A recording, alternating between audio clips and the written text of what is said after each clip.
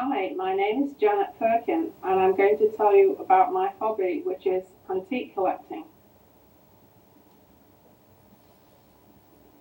I think this first started when I visited my grandparents' house, which was a 17th century farmhouse on the outskirts of Sheffield. And we used to visit there every Sunday. And I'm going to tell you what the inside of the house was like compared with what we live in today. First of all, the kitchen itself had no electricity. They had to cook on a black leaded stove with the heat of coal from the fire. This was kept gleaming all the time by my grandmother, who polished it regularly. There was a huge pine table in the kitchen with an old red settle where the farm workers used to come in and sit and have their breakfast and lunch. Also, there was an old stone sink there. We had no running water. They had to go into the garden and draw water from the well. At night time, we all had to use a paraffin lamp to light the room, and then a candle we used to take to the bedroom. In the bedroom, we had beautiful pottery, jug and water, a water jug to wash with instead of having the bathroom. Later on, when my grandparents died, I attended the auction where unfortunately everything was auctioned to the general public, and so many of the things were lost to the family. There's many things I wish I would have been able to have, like the old monk's bench, which was in fact a bench which also made into a table, a very rare piece of furniture.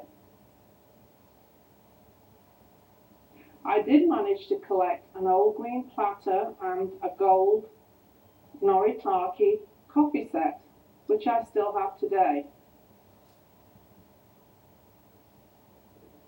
Later on in life, I did inherit other pieces from members of the family, such as a grandfather clock from my mother-in-law, which has been in the family many, many years, and we still have it today. When I was in my late 20s, I got the real antique bug, and I used to attend many estate sales, auctions, even garage sales. And throughout the years, I've collected a wonderful collection of Victorian furniture. In fact, if you would enter my living room today, you would see a beautiful mahogany sideboard, and on that you would see a beautiful Victorian silver tea set, coffee pot, and then also in the room you would see a beautiful chaise longue for reclining on. And it's a beautiful room with lots of prints, botanical prints that were popular in Victorian times.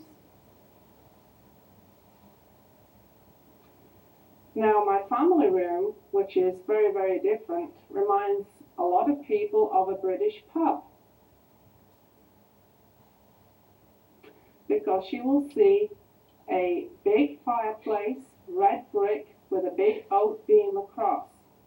Now, on the fireplace, there are many, many horse brasses, which are brass good luck charms used on the old farm horses years and years ago.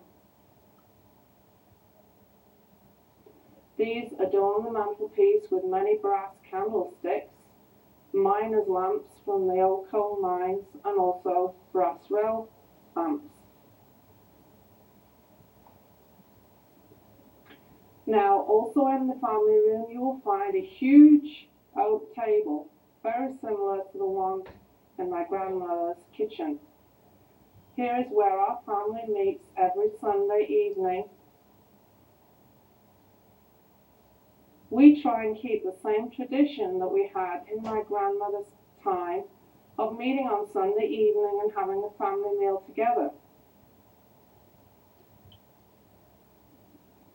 In fact, you will also find a beautiful Welsh dresser there with many, many pieces of blue and white china.